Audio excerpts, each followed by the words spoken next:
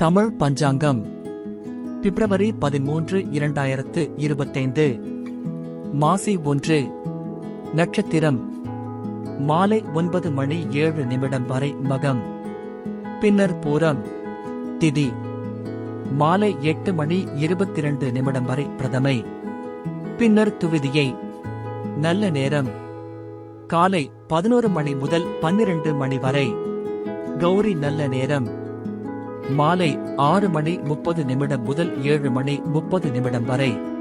பிரம்ம முகூர்த்தம் காலை 4:59 முதல் 5:47 வரை.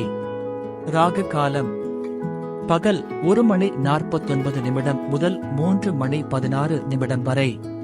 குளிகை காலை 9:29 முதல் 10:56 வரை.